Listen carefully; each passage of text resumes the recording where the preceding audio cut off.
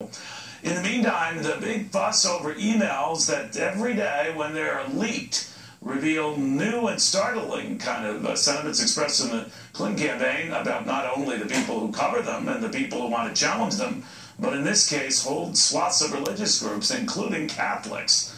Rich Edson in Washington with the latest on that front. Rich.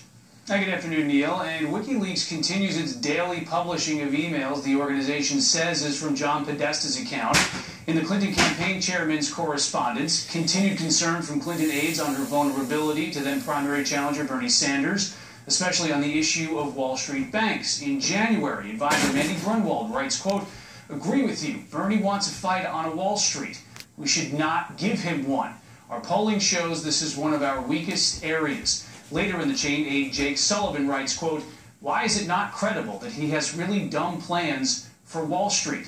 And in an email titled Conservative Catholicism, senior fellow at the liberal think tank Center for American Progress, John Halpin, writes, quote, "It's an amazing bastardization of the faith. They must be attracted to the systematic thought and severely backwards gender relations and must be totally unaware of Christian democracy." Who is now the campaign communications director for Hillary Clinton, Jen Palmieri, responds, quote, "I imagine they think it is the most socially acceptable, politically conservative religion. Their rich friends wouldn't understand if they became evangelicals." Palmieri has just addressed those remarks. She notes she's also Catholic. She blames Russia for the hack and says the campaign is not going to do any more commenting to aid their efforts. Campaign spokesman Brian Fallon just tweeted that these cyber attacks are essentially a modern-day Watergate. He says the Russians are trying to help Donald Trump and asks what the GOP nominee might have known about the hacking of these emails. Back to you, Neil. But, Rich, they don't seem to be disputing the inaccuracy of the emails themselves, just how they got out there. Their position on all of this is that they refuse to comment on the authenticity of any of these emails, saying, you know what, they could be fabrications, but we're not going to say which ones. And that's the position they've had since these emails started coming out a few days ago. Indeed, it has been. All right, Rich, thank you very much. To the Catholic League's Bill Donahue, who sees a pattern here. Bill, what do you make of all this? Well, yesterday I said that Hillary Clinton, while she was implicated in one way, she's not morally culpable because John Podesta was involved in an exchange, even though he didn't participate verbally, he was involved, although not intricately, in some kind of exchange about anti-Catholic remarks. You just played them accurately. But today I'm calling for him to be canned. Now we have a much, much more serious development.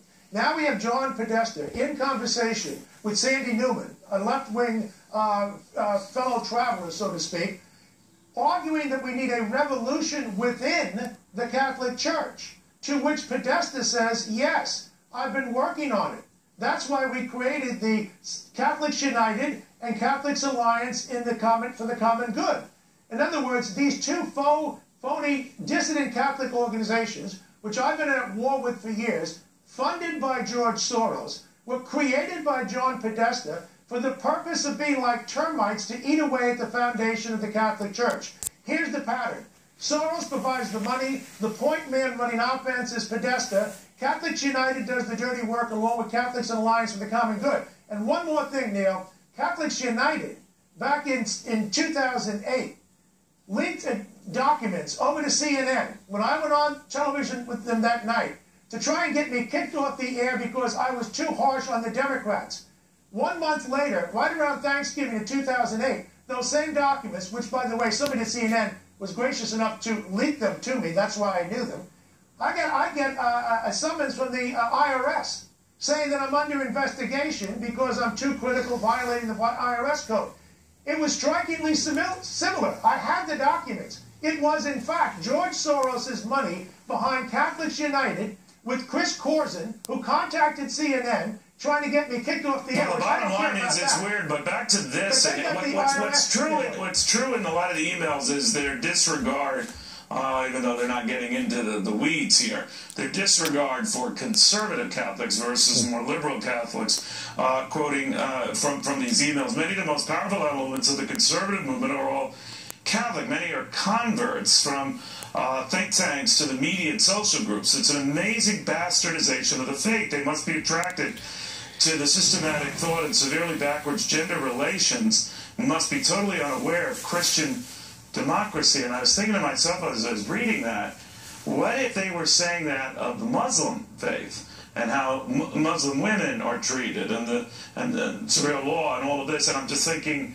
man, oh man, that would be slightly different. That would get certainly slightly different coverage. I mean, you talk about male clergy, too. You look at Orthodox Jews, you look at Mormons, you look at a lot of different religions, and a lot of them have the same idea of sexual reticence, which is taught by the Catholic Church.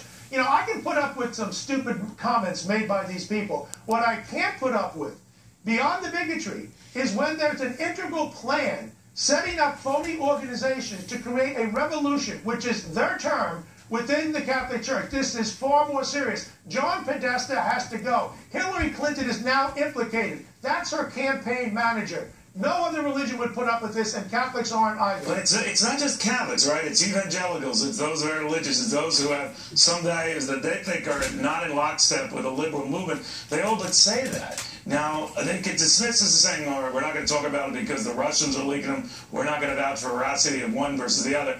But what's clear here is a dismissive view of the very religious, more to the point the conservative religious, as if they're all hypocrites. Well, that's true, that they're distinct.